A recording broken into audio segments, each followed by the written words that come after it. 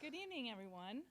My name is Katie Losi, and I've been a member here since 2015, and more recently I was honored to be part of the Public Lectures Committee, part of the tradition here for over a century, part of the heartbeat of this place, and it's an honor I share with Natalie Cash, Paul Tangy, and Callie Broadus. Tonight's guest is Beth Ratner, biomimic, sustainability strategist, and senior director at Endeavor Impact. She doesn't know this, but a slug is actually what brought us together. When I learned that slug slime inspired surgical superglue, I learned about this field called biomimicry. And that's a field where Beth is actually a household name, and where I've been a guest writer for the Biomimicry Institute since 2019. For those less familiar, biomimicry looks to emulate nature's genius to solve challenges. It's recognizing that human ingenuity, one species with just 200,000 years under our belt, can't compete with the collective knowledge of over 9 million species and 3.8 billion years of research and development. Tonight, Beth will talk to us about generous data centers. What is possible if this investment in digital infrastructure were harnessed to generate co-benefits for both planetary and social systems? This is not some foreign concept. The proofs of concepts exist. But before we dive in, one question. Who is here for the first time? Okay, good chunk. Just to set the scene here, I'm standing at the lectern where many bright lights have stood, some of the brightest. Jane Goodall, John Glenn, Neil deGrasse Tyson actually got his first grant from the Explorers Club. You're in a Jacobean townhouse that was originally built for the grandson of the Singer sewing machine family. And today it's our home, our headquarters, and a treasure trove of artifacts and discoveries. We've redecorated a bit. You'll see Perry and Henson's sledge from the historic North Pole expedition here. These are panes from Windsor Castle. And upstairs we have the archives, where there's over a sliver of the 13,000 artifacts and discoveries in this place. And one of them is Theodore Roosevelt's application for membership, where he lists being President of the United States, fourth on his list of accomplishments. So, while we're a society focused on the pursuit of science, discovery, and really pushing the edge of human curiosity, many people know us as a club of first. First to the North Pole, our members have been first to the North Pole, first to the South Pole, first to summit Everest, first to the deepest parts of the ocean, the Marianas Trench, first to the moon. All of the Apollo landings have held Explorers Club flags, and there's actually, when you're leaving, you can see there's a little plaque with all of our famous firsts, and there's a little space for the first to Mars. So at her core, Beth shares that common thread that drives this place, the gumption to redefine what's possible, a wild curiosity, and a hunger for discovery that benefits all life. An attorney meets permaculturist with a lot of hours logged in sustainability circles. Beth is a perennial advocate for nature-inspired design. She's currently the Senior Director of Impact at Endeavor, a digital infrastructure leader after working for nearly 20 years as the Executive Director for both Cradle to Cradle and the Biomimicry Institute. While at Biomimicry, Beth led a multi-year global pilot to transform fashion waste into feedstock for new biomaterials. She continues this work of waste equals food in the digital infrastructure space today.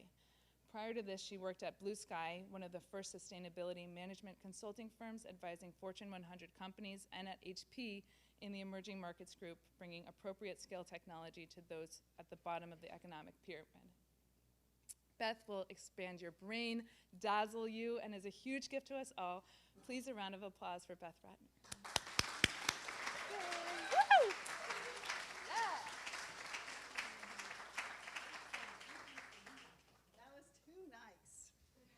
Too much. Hi, everybody. I'm Beth. It's really lovely to be here.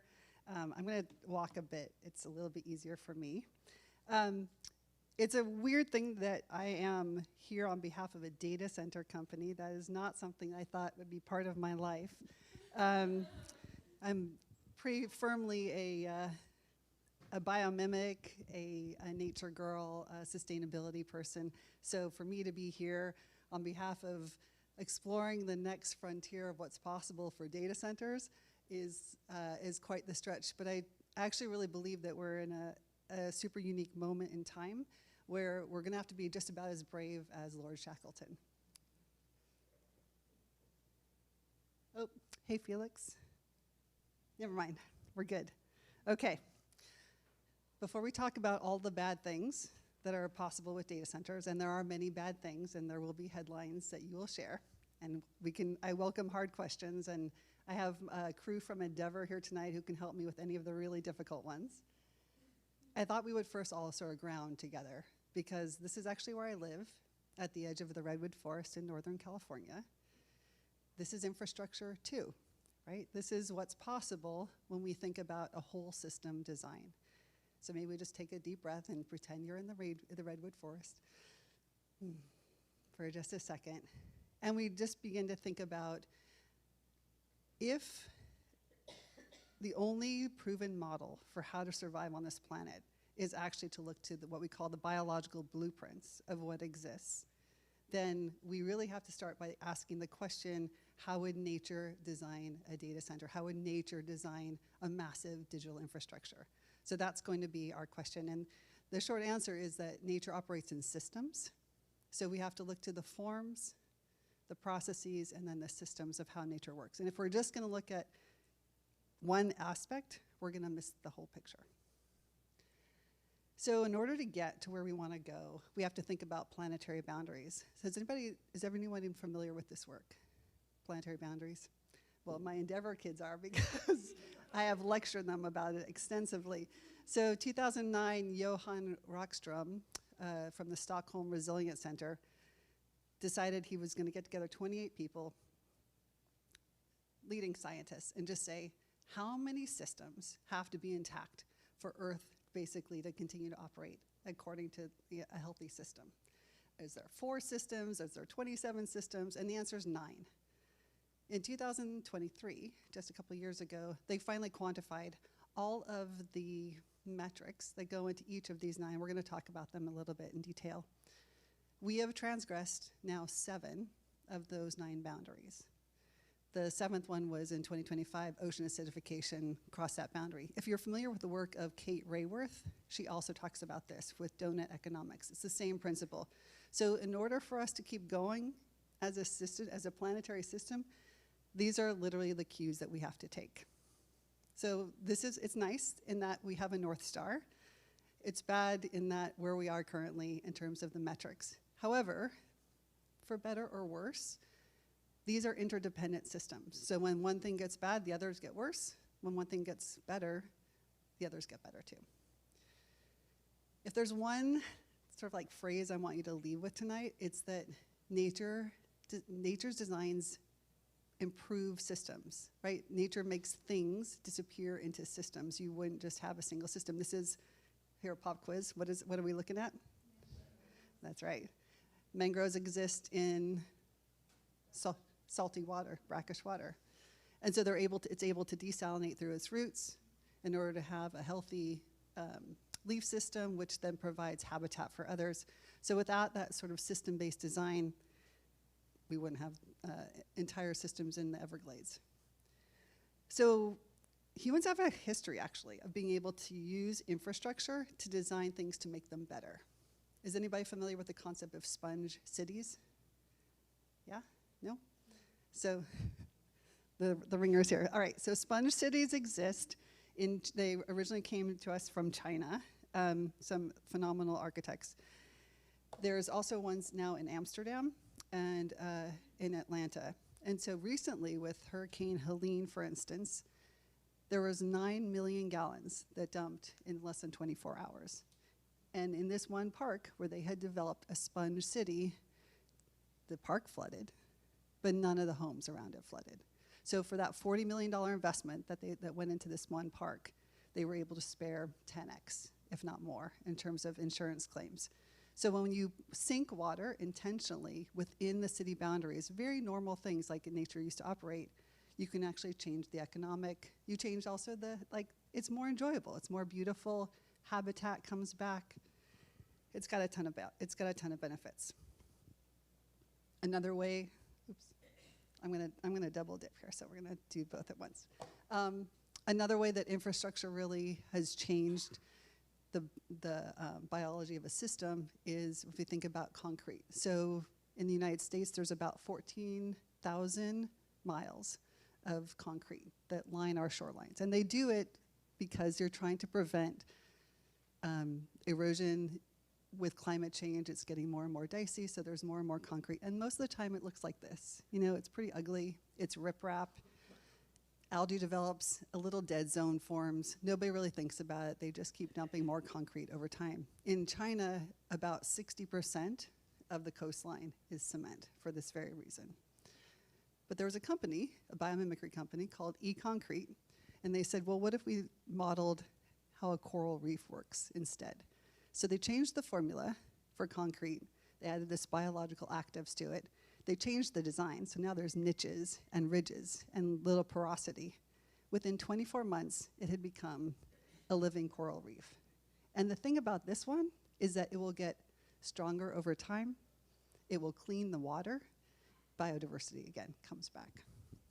So these are models that show you that infrastructure is really possible if we just apply this nature-based design. Another last example I'll give you is we can also think about materials infrastructure. So there is about 1.5 trillion tons of cellulose that's produced every year by the planet. And we have this giant enzymatic net that knows how to work with cellulose, right? If a tree falls in the forest, it will biodegrade. Over time, we've replaced our textiles, we've replaced our packaging, we've replaced a lot of our goods with synthetic petrochemical materials. So now we're at a place where it obviously doesn't biodegrade. But there's a company called Sparksel, and they're looking at the structures of how nature creates color. So nature bends light. It doesn't use pigments hardly at all. So the way a morpho butterfly works is it almost looks like a series of ridges, and it lets light pass through from the visible spectrum that in this case is not blue, and only the blue gets reflected back to your eye. The same thing is being done now with Sparksel. They're able to manipulate at the nanoscale level, take cellulose, rearrange it, and now they can have brilliant colors. So now we can make glitter made from cellulose, we can make textiles made from cellulose, all containing really bright colors. It's another example of how infrastructure can change if you just apply a different design paradigm. So now we can talk about the bad news. Now we can talk about data centers. So I know you guys have seen the headlines. There is an 8x kind of a moment happening right now. Investment has just gone through the roof in the last 4 years. We are looking at probably, they calculate in terms of terawatts of power.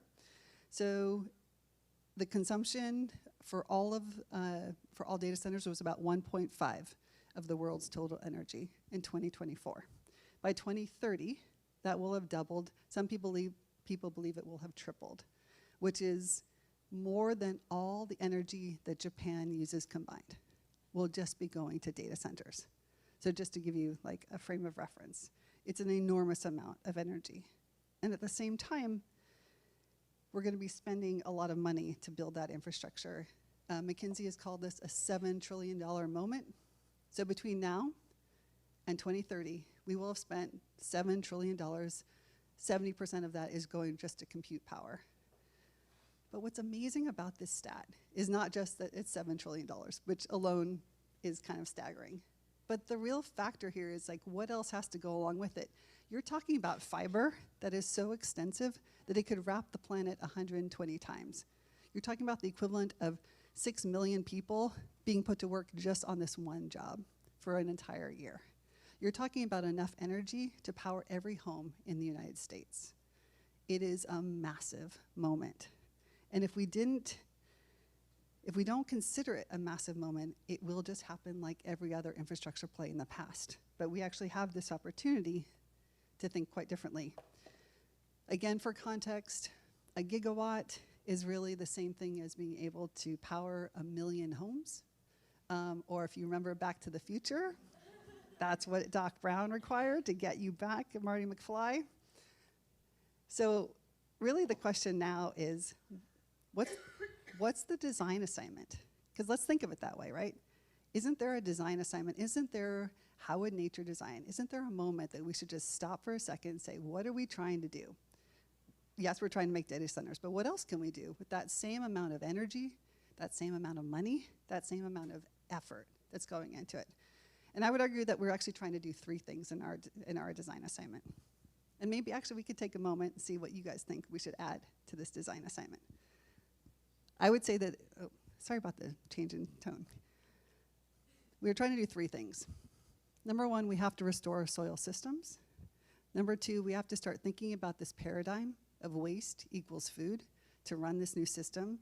And we have to move to biocompatible materials. And I'll tell you why I actually think all of that. Let's start with restoring soil systems.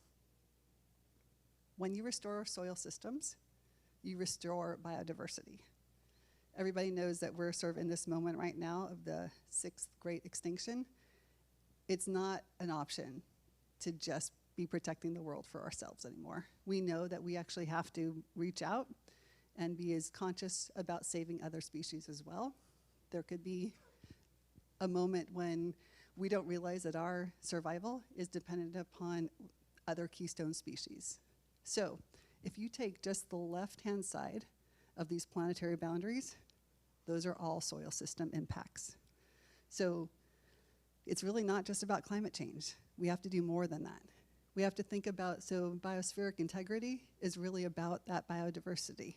It's not enough just to overrun the planet with cows and chickens for us to eat lunch and dinner. We really have to think about a multiplicity of species. Land system change. Have you guys ever heard the phrase, we have to reserve 50% for the planet? That's where we are right now. If we keep knocking out forests and we keep doing technical farming, we literally are just hastening our own demise. And then in terms of biochemical flows, that's phosphorus and nitrogen, which is a direct result of how we commercially farm today. So if we were to rethink this half of the planetary boundaries with really starting in one place, it would absolutely start with soil systems. If you're gonna start fixing soil systems, you need to have water. Most data centers look like this. They're taking place in some of the most drought-ridden parts of the United States. In that last map that I just showed, that was a very current drought monitor. We're putting up data centers mostly in Texas, in Arizona, in parts of Central California, and north into Nevada, where there is historic drought, if not catastrophic drought. So this is a common scene of what they start to look like. And as a result, the people who live in those communities are saying, no, we don't want you to come, because I'm not sure if you guys understand, I'm so new to the data center world, I'm gonna assume that you are where I was 7 months ago. When you cool a data center, you either cool it with air or you cool it with water. That's been historically true. Now there is liquid cooling and there's other blue gunk that you can dip these chips into, and it's a whole new world. But typically it was water. And water was cheap. And water was subsidized, heavily subsidized. And electricity you paid for. So everyone was perfectly happy to use big water chillers and keep your PUE, your power usage effectiveness, down. That's not true for communities. And that's not true for places where you come to town and all of a sudden a data center moves in and you don't have the same water quality that you used to have before, or maybe you don't have water at all.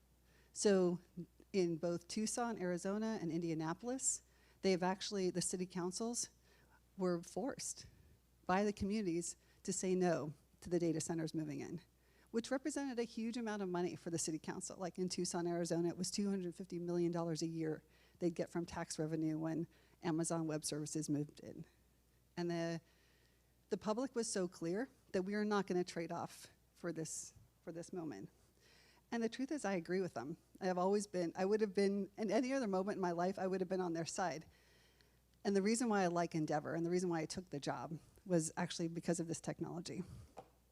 So this is called ThermalWorks. There's other technologies that have since come along that make me just as happy, but this was the first one. This is waterless. So you can now cool a data center without water. You basically charge it once, it's a circulating system, and you don't have to keep using new water, because it's unconscionable to make people choose between farmland, water for your systems, and then a data center, which might bring revenue to your town, and might be something that you personally start to use, but it's too abstract. So we actually have to change the paradigm of how we do it. So the fact that it's waterless, and by the way, the technology like waterless has existed before. This is now, there's no trade-off now between power usage and water. And that was the big aha from this technology. You still have data center companies, cloud companies today saying, I don't know about waterless. Because the truth is, they're really afraid that they're gonna have to spend a little bit more on power. So this was a big paradigm buster to come to the market. But I don't think it's enough. I don't think it's enough just to be waterless. I think we have to be water positive. I think we actually have to start putting water back onto the landscape. So everyone knows that there's a huge amount of humidity, especially depending upon where you are. And that humidity can be actually more, can contain more water than a river, maybe 7 times as much as a river. So if you have a ton of airflow, you can actually use, in this case, Juzer Jangbarwala is one of our inventors. So it's a hydrogel. And a hydrogel is very similar to think about like diapers, the way diapers absorb moisture. But in this case, it's got graphitic nanofibers running through it, which we'll talk about in a second. And they fill up, you run an electrical current through it, the water drops out. Now all of a sudden, you can get 10,000 gallons per megawatt. That's 3.6 million gallons per megawatt a year. I have musical accompaniment now. See, there will be dancing. So this is a game changer as well. No one out there is promising to bring water back onto the land. And I think you understand why that's critical. There's another thing. So when you open up a data center, you can't just show up with all your servers. And it's a war. I just want to tell you guys, it is a land war unlike anything I've ever seen. You have cloud companies who are saying, I will take all your capacity. It's like a fire sale. How much you got? We'll take it. And so, but you can't just show up on day one, plug in your servers, and expect that you can just plug into the grid. The grid's like, give me about 5 years. Maybe give me 8 years. So what do you do for power in between now and then? Again, it's enormous amounts of power. So what most people do is they run generators. And those generators are typically pretty dirty. They're diesel generators that are high in emissions. This is a turbo cell, and it changes that paradigm. We're not going to spend too much more time talking about the tech, but I needed you guys to know about it because this was just a way that I've been learning about how this system works. The thing about the turbo cell is that it's moving massive amounts of air as well. This is where I had to start getting some help on the math. So there's about 380,000 cubic feet of air that's going to go through any one of those turbo cells. Now imagine that there's hundreds of them, right? Because now you're powering a massive, like you're essentially a small city. When you set up a data center, you've become a small town, maybe a big town. So now all of a sudden you have to think about emissions. Typically those emissions are really awful, like I talked about. The little blue line right there, that's our emissions. It's just orders of magnitude lower than how other people are designing their generators. But all that airflow, same thing, it's combusting. And from that heat, and that heat can range anywhere from like 80 degrees to 150 degrees. I'm looking at Evan, he'll correct me if I'm wrong. That when you bring that heat back down to dew point, you get moisture. It's very similar to as you think about your HVAC at home. You're just going to be dripping a ton of water. So now we have a second place that we can be capturing water. If you think about how much air it's moving, warm air is moving, now all of a sudden those calculations come out to about 2 million gallons of water a day per generator. Again, think about hundreds of generators. What does that mean? That means, so did anybody see the movie Biggest Little Farm? How good was that movie? I loved it. If you remember that movie, this is north of Los Angeles. It's incredibly dry. It's incredibly hard soil. But they changed the whole landscape just by thinking in terms of regenerative ag and regenerative design. So now we hold the cards, right? Because now we're going to come to these places that you saw that drought map. that typically don't have water, and we're going to say, we're going to bring you water. We're going to bring our own power. You don't have to worry about competing for power with us.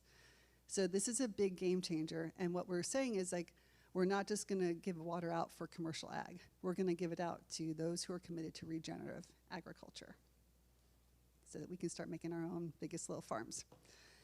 This is a real image. That's a regenerative ag farm right next to a typical commercial industrial ag farm. The soil stops holding water when you do normal commercial agriculture. When you do regen ag, not only do you have deeper root structures and you have other living bacteria in your system, you also have, right, you have cover crops that are going, you have multiple crops going at the same time. So you always have biodiversity in life. And that process, and usually you have grazing of some kind of a ruminant. So that process keeps the soil healthy. So if we pick, so you can start to see how we're like stacking the arguments here. We're coming to town, we're bringing our own power, we're gonna bring you water. Are you doing regen ag? Because we want that as well, because we have to affect, remember, the nitrogen and the phosphorus flows that are part of the planetary boundaries. This is how you change it. Because now you don't need the same levels of commercial fertilizer inputs, insecticide inputs, and the like. With that much water, though, you can do more. You can actually start to recharge dried up wetlands. In Texas, which is one of the sites that we're looking at right now, super drought-ridden, the wetlands have dried up. They were talking about where to put the data center. They're like, oh no, that right there, that's a wetland. It did not look like a wetland. You would not know it was a wetland. But on the maps, it still says that it is. But I got really excited because I thought, this is great. This is where we're gonna put all of our water. So if we recharge those systems, since 1970, Texas has lost 50%, 53% of its bird population, solely due to drought. It's something, here I go, 720 million birds. So if we can bring back water, we're changing that biodiversity statistic inside of the planetary boundaries. So, with me so far? That was the first design requirement. Second design requirement, waste equals food. Did anybody read Cradle to Cradle or know the paradigm of Cradle to Cradle? It's really like the predecessor to circular economy. I know, again, I've got some ringers in the audience, so I knew that they knew. This concept of waste equals food is foundational to that term, circular economy. And the way that you sort of can imagine it is, think about this. We live in an entropic world. Entropy is king, right?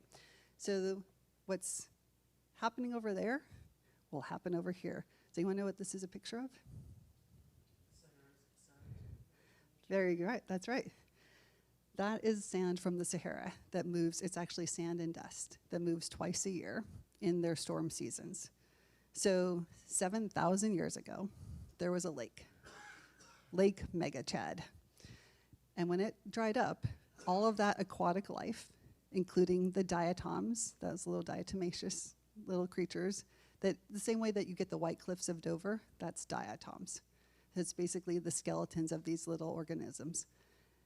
Those get crushed up over time with weather, etc. And when the storms come through, dust is lighter than sand. So that dust moves all the way across the Atlantic, something to the tune. This is a picture of NASA satellite Calypso. It's 182 million tons of dust that moves. So this is what it looks like from that a LiDAR perspective. It's just it's a massive event. When you think about what's in that dust, it's really the phosphorus that keeps the Amazon fertile. So the Amazon soil is incredibly clay-like. It can't retain moisture. It can't make its own phosphorus. It needs the import. It needs the fertilizer from the Sahara Desert. So that's what it means to live in an entropic world. That's waste from one system, quote unquote waste, that's become literally food for the next system. In data centers, there's a sort of a similar the easy reach first for data centers was heat. Like we talked about before, they're hot. And by the way, as computer chips get more and more powerful, those servers get hotter and hotter. It used to be 12 kilowatts for a server rack. Now it's close to 600 under some of NVIDIA's latest chips. These are orders of magnitude more electricity, orders of magnitude more heat that they've got to move. So what do you do with all that heat? Well, one thing you can do is you can heat your town. You can actually let that heat go through water coils, or basically heat the coils of water, and then run that to local towns. It's being done in Denmark, Finland, Ireland so far. Last year for the Olympics, it also heated the Paris pool. So pools are a really great heat sink because you constantly need to heat them up. So it's a way to think about the very first waste, something that we can do with data centers. We could be providing free heating, district heating, for those who are living nearby. The other thing we can do is grow food for better local food security. So with heat, with water, with CO2, you can grow a lot of stuff. So this is an opportunity. So in northern climes, like we're looking at a site in North Dakota right now, where if you actually had this much heat and CO2 and water to spare, that would be a game changer for them. The other thing that I have to admit, I was not a fan of, and I'm now a fan of, is algae. So years ago, there was a whole push toward using algae, both as a biofuel, as a material source, and it kind of died off for a lot of different reasons. It's really expensive to put up an algae farm, but if you get it right, algae can double every day. And they're called raceways. So you can have like a whole, like 3 acres, 10 acres, sometimes 20 acres. And they're only 4 inches deep. And that algae, like I said, is doubling every day. And with that algae, basically what they're doing is they're pulling in CO2, either from a flue gas source or from ambient conditions. So, which is gonna be amazing. There will be, like I don't prognosticate very often, but I can tell you that the future will include CO2 sequestration into materials. And algae will definitely be one of those sources. Because when you grow algae, you can get rid of half of your other problems. Palm oil, where you're not, basically same thing we were talking about before with deforestation. Palm oil is a huge driver for that. You can actually grow the same equivalent oil using algae. Protein, you can grow with algae. Feedstock for cattle. So now all of a sudden, we don't have to be pulling so much water from the Colorado River. And in theory, we can actually start turning off that part of the tap and restoring water back all the way. It's supposed to run all the way to Mexico. So an algae co-located at a data center would make a ton of sense. But there's other forms of waste as well. There's local food waste. There's green waste. There's sewage. And there's textile waste or other unrecyclable plastics. All of these things can become inputs. So the way I think about this impact team that I'm running is we operate before the box and after the box. The box is the data center. What are all the things that can go in that nobody's currently drawing the connection to? There's lots of people trying to do things with food waste, although, to be honest, it's a huge issue. It's a huge source of methane that's problematic for most landfills. And what can we do with the materials that come out? So we talked a little bit about what comes out. Now let's talk a little bit more about what goes in.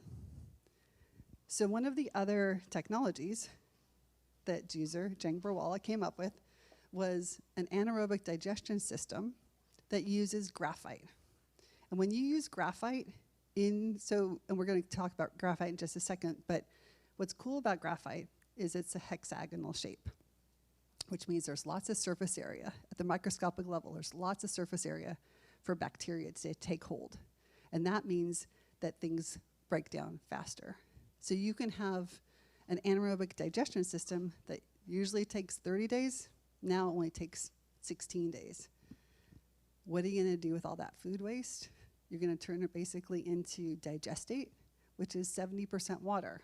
So now we have a third source of water. And that water is heavy in nitrogen, right? That water that's liquid fertilizer basically. Or we can take the nitrogen out and then it's just water you can discharge back into the wetlands. So thinking about when you come to a town, instead of just thinking, oh, I'm here to set up a data center, the very first thing that we're doing is we're finding out what's happening with your food waste, what's happening with the plastic waste that you're burning, what's happening with your sewage waste. Because with sewage is another good example, you can also run different kinds of algae. And the algae, so you want to get a little bit gross for a second? Who wants to talk about poop? I want to talk about poop. Thank you. That's my shit. I set you up for that. That's good. So there's that first screening that happens, but then there's a secondary and a tertiary process for when we process our sewage water. And that water is still very contaminated. However, you can use algae-based systems in actually, so those raceways that we saw of the multi-acre sites, you can actually operate high outputs of algae with 1/10 of the size just by using a system. Oh, we're going to get to it in a second. Sorry. Let's go back to this side for a second. There we go. So look at all the water, right? There's primary sorting, and then there's secondary sorting that comes out of a sewage system. If you put algae that comes out and collects off of that secondary and tertiary system of water, you got endless water, you got endless nutrients to process. You can grow a lot of algae. And that algae can either be used for new materials or can be used for fertilizer, but again, grows really fast. And it's a super efficient way, rather than using chemicals, to process that sewage waste. All of these processes are yielding methane. When you have methane, you actually have a power source that can be running some of the servers, or I'm sorry, some of the generators in your system. So this is what starts to happen. This is our very, very basic, but you're beginning to get the concept. You got food waste over there. It's going into a municipal solid waste facility. It's running through our technology, which we're going to talk about packed in just a second, but it's running into our generators.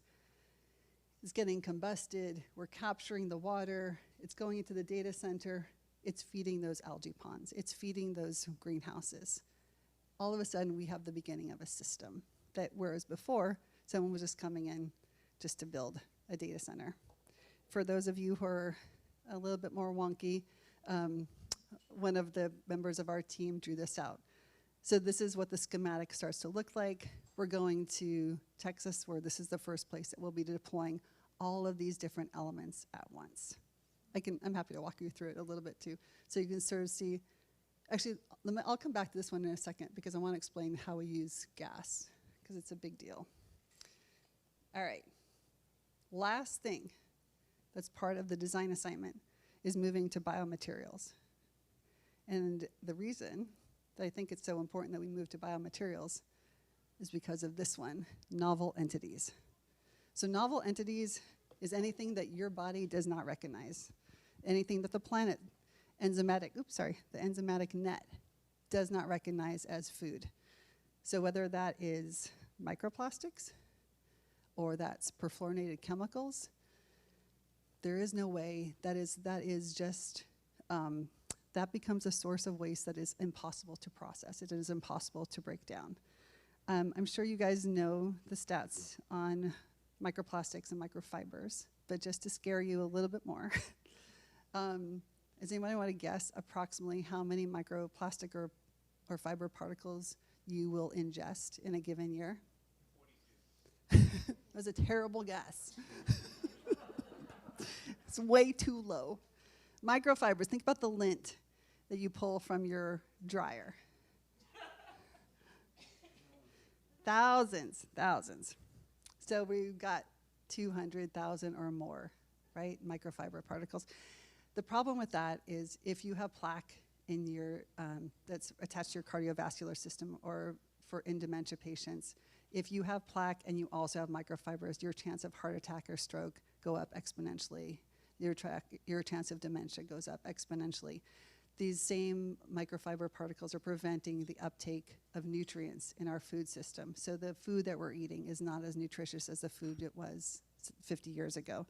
It's just this mammoth issue. And as I was saying before, everything is related when it comes to planetary boundaries. So plastic this is the other thing. If I want you to leave with a second idea, it's this one. Plastic makes everything worse. This is accelerating that transgression of the planetary boundaries. So we needed an answer. So on one hand, you have biomaterials. You can take methane, and you can turn it into bioplastics. You can take corn and potato and turn it into PLA and different other kinds of bioplastics. But you also don't have anything as good as carbon. We are a carbon-based system. We need carbon as a building block. This is one of other Jeezer's inventions. It's called the packed graphite system. It looks like a little steampunk thing, but it's real.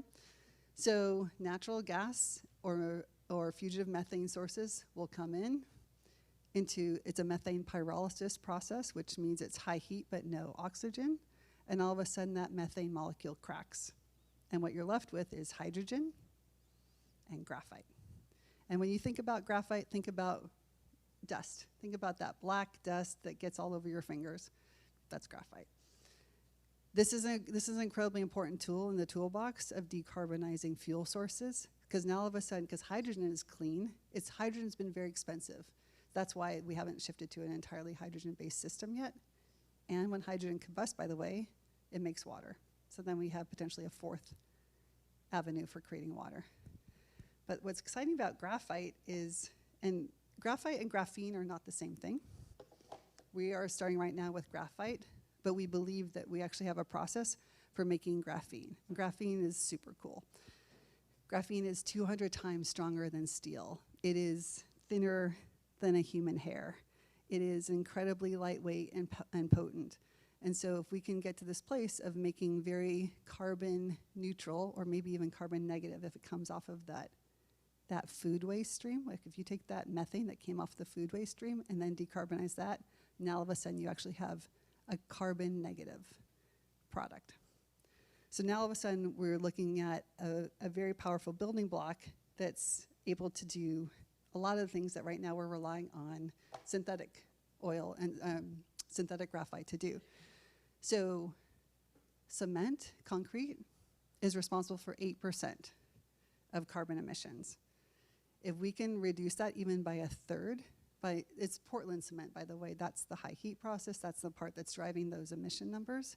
So if we can replace that with some graphite, we have a strong material, and we've lowered our carbon footprint of concrete. And concrete is ubiquitous, as we all know. It's not going away anytime soon. Then there's battery anodes, because graphite is a great thermal conductor. It's a great energy conductor as well. So it's really good for battery use. So now we can actually refrain from synthetic graphite. So the problem with synthetic graphite, for every ton that you pull out or that you make, you've got it's like 8 times the amount of CO2 emissions. So it's a really awful thing to be making. And then the other thing is we use synthetic graphite for is drilling. So if we're going to drill for geothermal, if we're going to drill for water, we want to be able to use a kinder sort of general one. The amazing thing is you can actually combine graphite with other materials. And now all of a sudden you can get something that's much stronger, much more resilient. So we're back to the sewage treatment again. There's a company that we're partnering with called Mango Materials, and they're able to take that methane and turn it into a new bioplastic. And if we take that same bioplastic and we impart it with these graphitic nanofibers, this graphite, we can start to get some pretty amazing things. We can get water repellent jackets. We can get membranes that will actually filter out perfluorinated chemicals. And we can get things that almost approximate like an aluminum. So you would take this bioplastic, and you put all that graphite in it, and then when you're done with it, you use an enzyme to take out the biopolymer part of it, you're just left with graphite again. So it's a very clean sort of circular economy argument about, and we've been missing it. We just haven't had that level of, that material dimension. One of the last things I want to talk about is biomimicry. So within the concept of putting these new materials together, the thing that's been also missing is the structures. So this is a springtail. A springtail is it lives in a very mucky environment, and it's got tiny, tiny little nano hairs.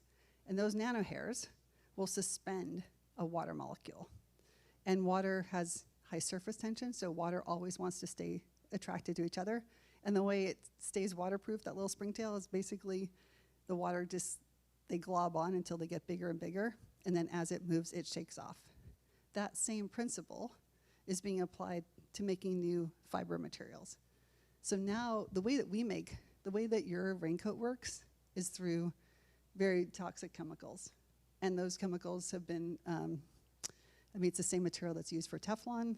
Perfluorinated chemicals are found in a lot of things. It's used for stain repellent carpets. We're trying to get it out of our jackets because your jackets abrade and you wear them all the time. So if we can get them out of our household materials and we can get them out of the stuff that we use, we actually believe that there's a correlation between hopefully dropping our overall cancer rates and removing PFAS. So if you take everything I was just saying, we've got this graphite, we've got these new sources for biomaterials, we can put them together in novel ways, we can make them work just like the springtail. We have this chance to actually create a whole new library of new materials that for frankly the last 50 years, we have overly relied on petrochemicals to do. But now we can do something entirely different because at the end of the day, there is a library, a literal library of structures and mechanisms about how nature works, and any problem that we want to solve, those blueprints exist. Most of us don't know what the blueprint is because we haven't looked. We haven't, in our design schools, we aren't taught. In engineering schools, we aren't taught how does nature solve the same problem most of the time. But if there's one saving grace about AI that I'm actually very excited about, in addition to all of the mitigation strategies we just talked about, imagine that you actually now have a search partner who can look at all of the biology ever written, maybe by some of the explorers here that have come before us. You look at all of the structures and forms that are found in nature, and now you start to match them. Okay, I have this new material, PHA, PLA, graphite. Make it, basically make me a new recipe. Take these structures with these material characteristics, what else is possible? Now all of a sudden, we have a big shift that's possible. Now all of a sudden, those planetary boundary systems can start coming into the right spots. The thing I want to leave you with today is that if we start with air, water, soil systems, we will be on the right path. I am hoping, and we are working toward, that this $7 trillion investment moment will not go just toward creating a new system for digital infrastructure. It has to solve more than one problem at a time. We have to get to this place where we are thinking multidimensionally, where we are just as worried about the soil as we are about the energy pipe that's going into it. And if we approach it that way, if we just be conscious about our design strategies, I genuinely believe that we can solve multiple problems at the same time. The quote that you can get tattooed on your arm is that, actually I know somebody who did this, tattooed it on his arm, life creates conditions conducive to life. That is our job. We are here to make conditions better for the life that follows, whether those are our kids, whether those are the puppies, whether those are the fish that live in the ocean. We are here to create the conditions for more life. Thank you very much.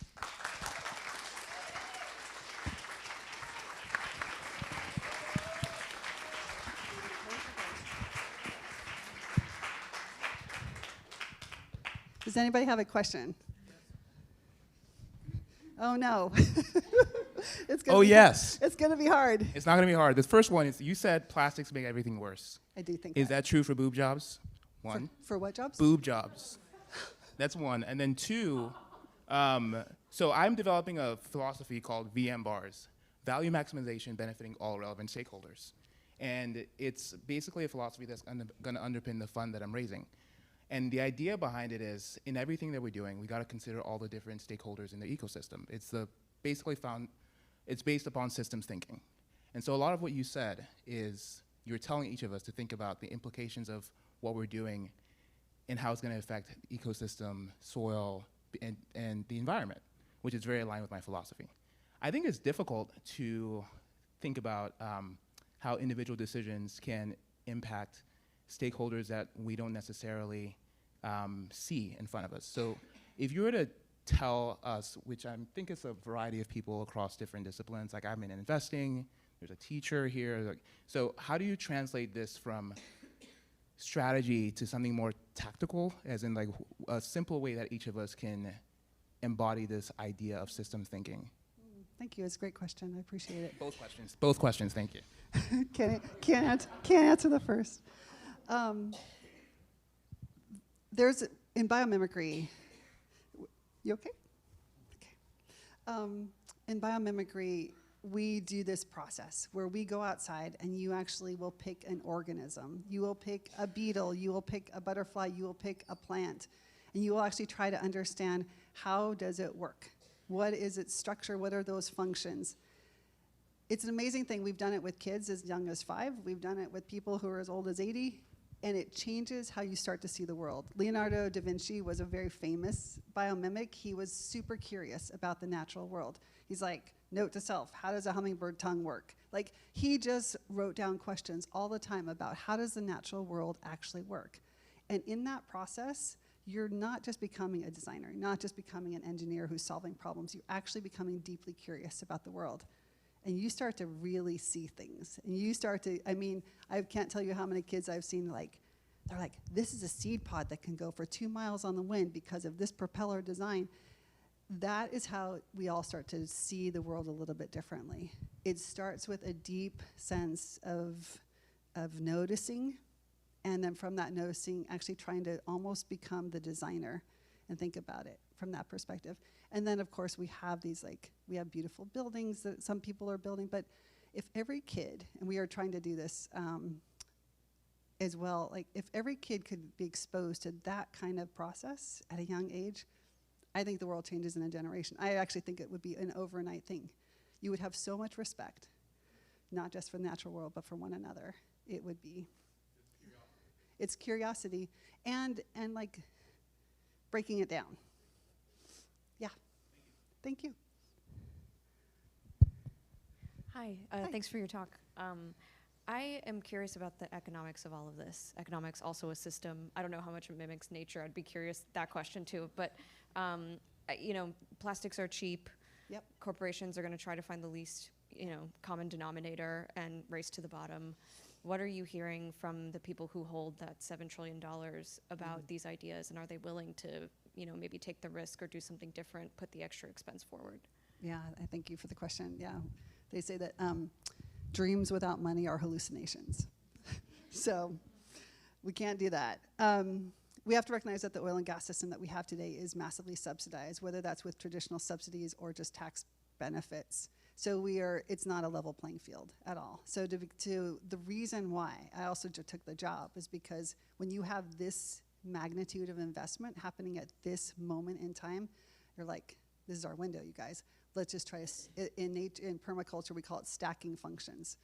So my short answer would be is like, we don't have to tell a cloud company. They're gonna get a lot of these things for free. They're investing in that. They just want their data center, right? But when we start to build out these bigger systems where water is getting back onto the land, where biodiversity is coming back, you know they're gonna want the photo op. You know that all of a sudden they're gonna send their, like, we have the greenest data center of anybody. That's what we're kind of hoping for, is that we have to put a little bit of, and we have an amazing CEO, Jake Karnemark, who's willing to do that. We are a purpose trust of a company. We're not structured with shareholders. So that gives us a lot of latitude. It's the Patagonia of data centers. Like, Patagonia is structured the same exact way from an investment perspective. That means that we can take different risks.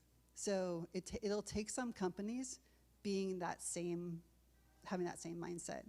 And then essentially we become the subsidy. Those waste streams become the subsidy. Because right now it's a cost center to get rid of your textile waste. It's a cost center to get rid of your food waste, et cetera. If carbon caps ever came back on, that would be a cost center. But for now, just the sheer processing is an expense. So we're trying to, that's why if you you can have some things that don't make money if you look at the whole system. If you try to make everything capital intensive or basically pencil, it might not work. That's why we're going for the systems view.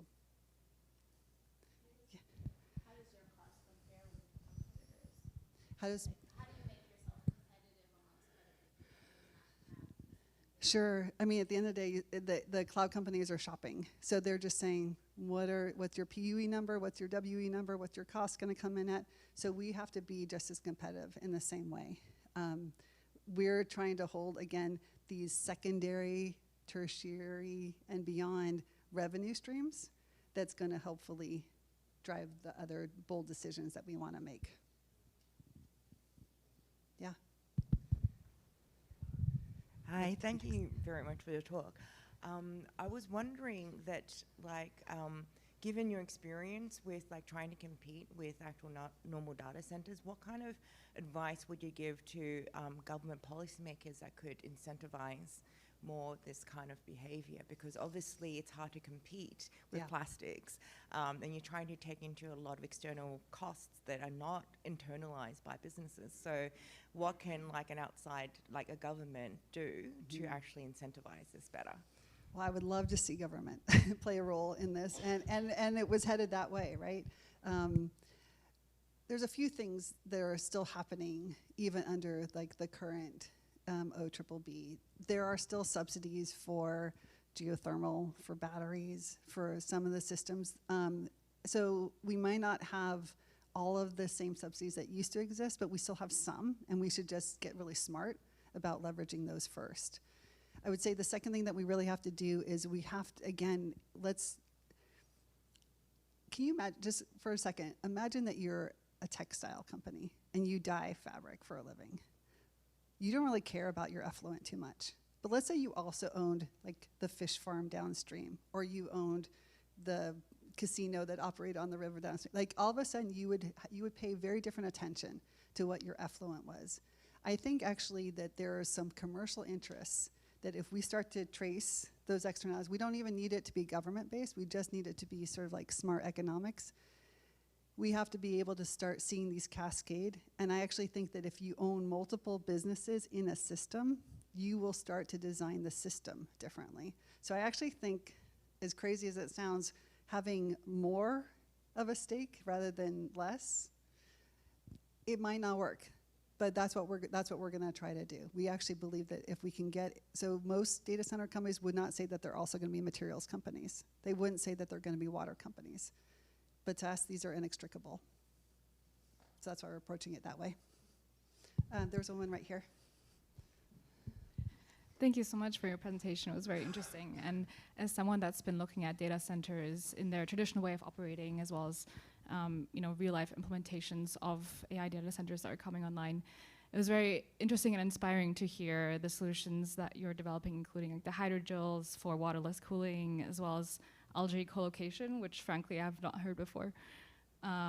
And so I'm curious if you have perspectives on which of the technologies that you've covered are closest in terms of the cost gap or the implementation gap to be commercial. And ways in which you foresee bridging players in the field to learn more about it. A little bit to the previous question as well. So again, you're a data center. You can't just drive up and plug into the grid. The grid's not going to be thrilled with that. So turbo cells is me first. They'll be probably on the market by the end of next year. Same with PACT, that decarbonizing the natural gas into hydrogen and into graphite, because you can sell the graphite. If you sell the graphite for even $2 a kilogram, you've now subsidized the whole hydrogen production. Now your hydrogen is free. So now you can run your hydrogen as clean energy for your generators, and you can capture the water at the same time. That's what we're talking about. Nature thinks in systems, so we have to be thinking in systems. And I think that's the way that we're going to be able to get there. So those are the two that are going to be coming off the line the soonest. Hydrogels, I have a huge passion around, because I think it's just low-hanging fruit for us. So poor Juicer, he just hears from me all the time, and so, this is the great thing about being the purpose trust. As we bring in more money, we reinvest. So I'm hoping that it's another year or two. The crazy thing is, all of this is going to hit by 2028. That will be a huge year, because data centers take a while to get going. 2028, so if we are lining up all of these tech now, I actually believe that we're going to be in good shape by then. But you won't hear too much about it in 2026, but end of 27, 28. I think that's when the paradigm will shift. Patient man in the back. Thank you. It's sort of a related question, and I guess are there any kind of design decisions now that would impact your ability to implement these technologies later? And sort of related, are there any of these technologies that can be, and I get the systems thinking, sure, but from like a capital standpoint and deployment, like, are there things that can be done modularly and, kind of, I know the system builds on itself, but can you start somewhere? Yeah. The other, back to like 2028, so if the drought continues, water will be priced differently. So if we have a waterless solution that nobody else, or maybe right now Vertiv is the only other company that I know of that's doing waterless at scale, that will be probably the first place where it will show up. And now that you are seeing communities, I mean, just like check your Instagram and check your TikTok, like people are not happy that they're coming into town. So if we can come in and we're saying waterless and water positive, I think that's how we start. Economically, I think then all of a sudden the community gets a benefit because they'll get the tax revenue. We get to bring water at the same time. We've eliminated the angst concern. I think that's where I think we start with water. Yeah, this gentleman, and then you. Yeah, I'm sorry, I didn't even look. This whole side has been neglected.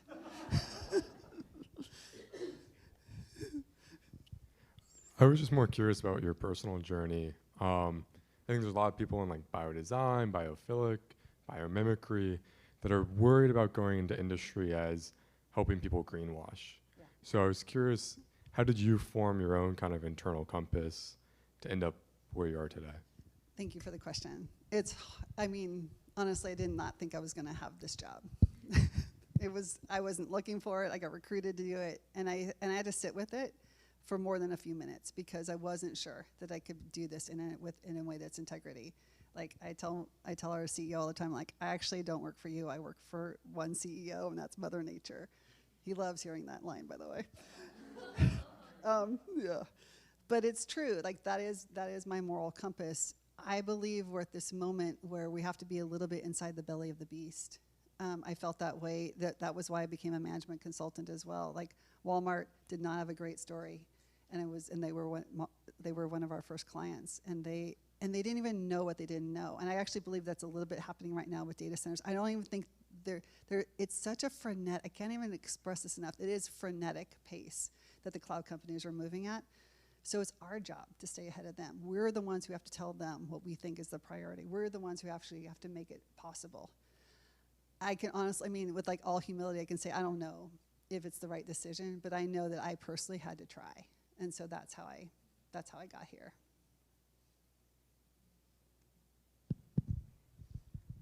Hi, thank you for your talk. It was really, really interesting, and the way you presented the material for someone like me who knows nothing about it was super clear, so thank you very much. Thank you.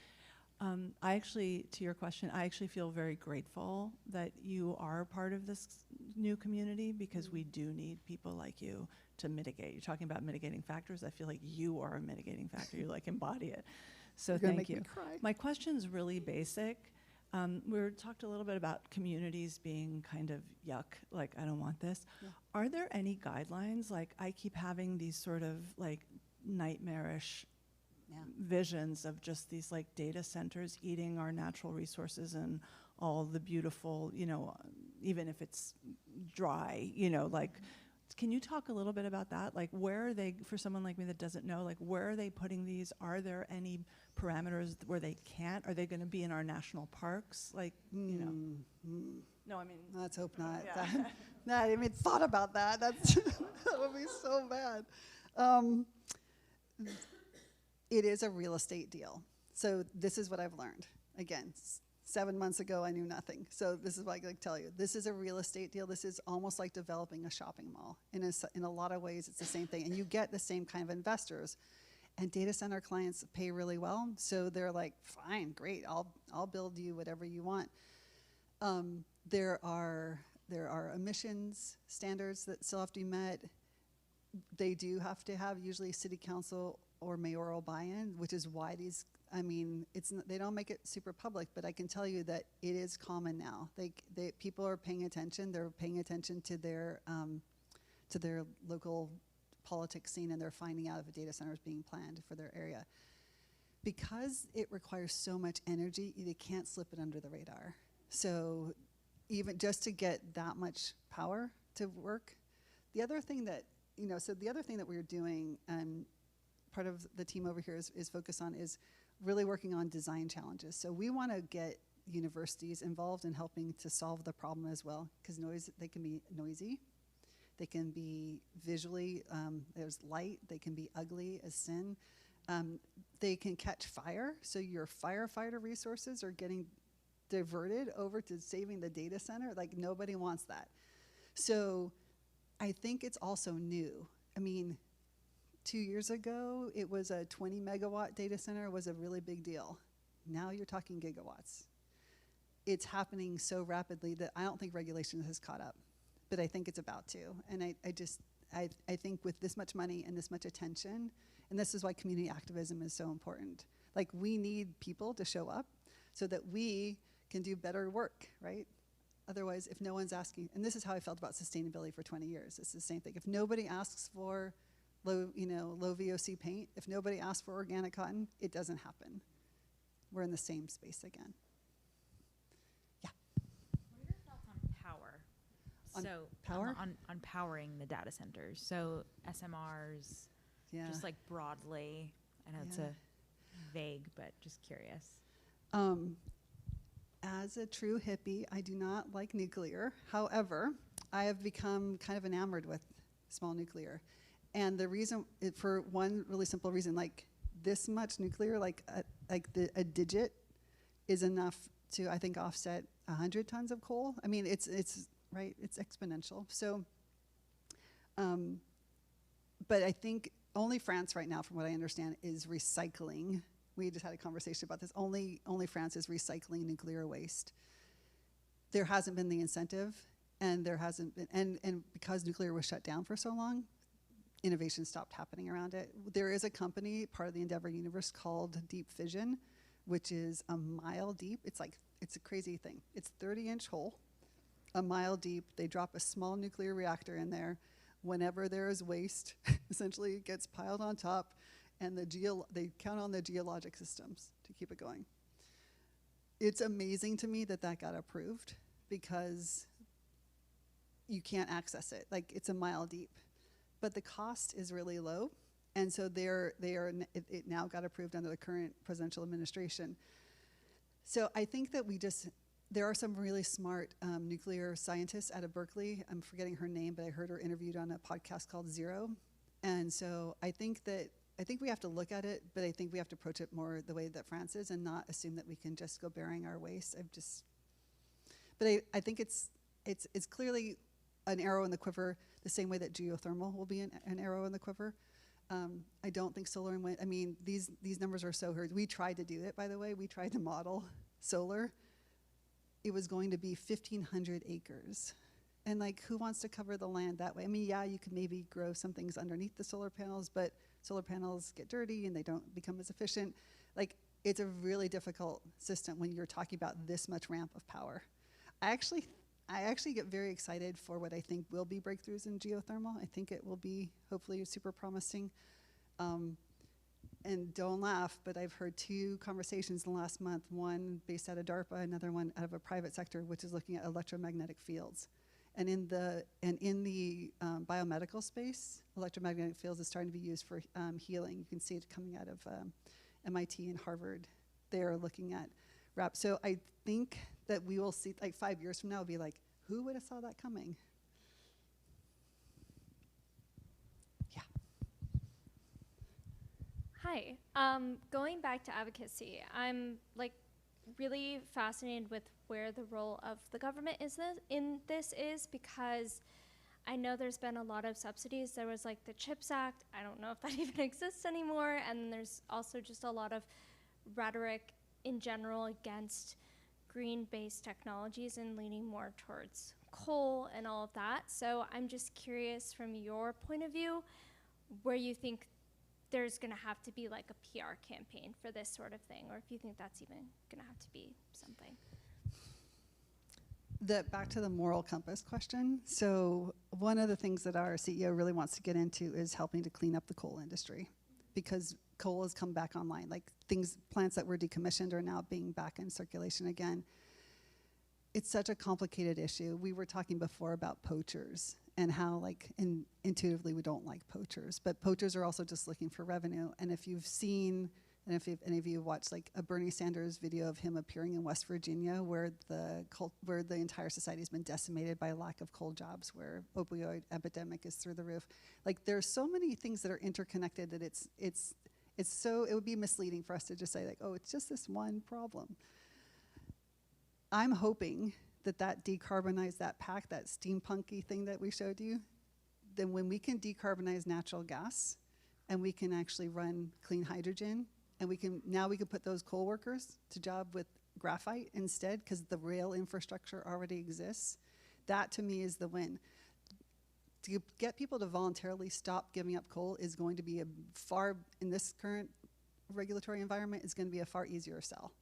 And I actually believe that the economics are going to work out if we can start to scale these kind of technologies. And the market should win in that case. So that's why we're putting our bets on graphite. Yeah. We do one more. One more question? Oh, I should have gone with that side of the room. I've been so bad. Thank you. We can do two more quick ones. Hi. I mean, dumb question, but I think you covered this, but do you have you said you have the proof of concept? Like how many do you have online, and where are they? That's the first part, and if I can have a follow-up question after that. We currently operate about 1 gigawatt worth of data centers, a lot in Spain, Atlanta. We have new ones coming in Ohio, like I mentioned before, and Texas, but right now we've got about 1 gigawatt under management. And honestly, like, again, back to the frenzy, there's potentially 20 to 50 gigawatts that are in the pipeline over the next 3 years. So it's insane. But so in terms of, Thermal Works, the chiller's already deployed, so that's real today. You can see that in Atlanta. You can see that in Spain as well. Thank you. And yeah, Madrid, Barcelona, Bilbao, I think. And then PACT is operational as a demonstration in Ohio, so we're running that daily. And then the turbo cells, which are those generators that are super low emissions, those will be coming online by mid next year. Have you been able to, because I met someone who does, who has a deal with it's called X Energy. I don't know if you heard. It's also waterless cooling for data centers. Great, and yeah. what we suggested to him, which he did, and they actually have a thing now, is that they did a data center, not because of the green part, but because of the jobs, like, so they went to Arkansas, worked with the local government, because then they had that, the tax break. And then they kind of sneaked in the whole, like, oh, well, it happens to also be green. It's cheaper and it's hot, so you don't have water, you're in the desert. So it was like a win-win. So now they're also cooling stadiums and like in other places. So you can use waste heat for cooling as well as, yeah. But it's so like think of like what's it called, a heat pump. Yeah, so basically for the system thing that would you work with like a local government like area? Have you tried that, when they're trying to do like an urban planning thing? Because basically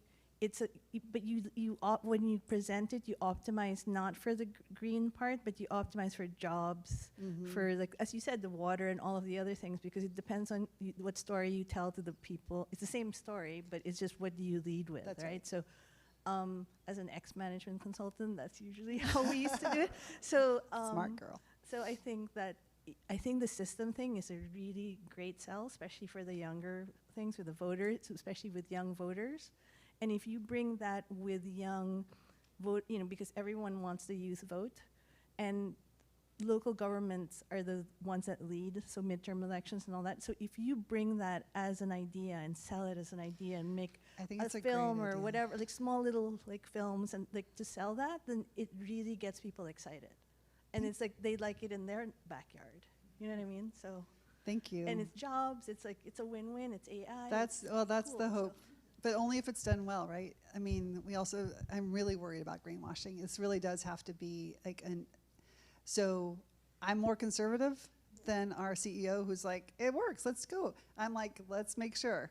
So we're there now, like we're in these proof points over the next couple of years, and then I think it's working with local government would be a great suggestion. So thank you. Last question for the patient person over here. Thank you so much. This was great. Just because you were in a prior space and you said that this is like, you've been also learning about the space. And I think like, have there been any positive things that you, in the last 7 months, perhaps unexpected, technology that wasn't as bad as we all think it might be? Like, are there any rays of sunshine in the last 7 months since you started learning more about the space? Thank you. This concept of bringing water back onto the land is what I'm most excited about. And I would also say that the graphite, to do carbon neutral graphite or carbon negative graphite, I mean, I've just, like, no joke, I read Cradle to Cradle and this concept of waste equals food 20 some odd years ago. The fact that now we're getting to try it, that is the ray of hope for me. That's honestly it. You guys have been amazing. Thank you for your patience.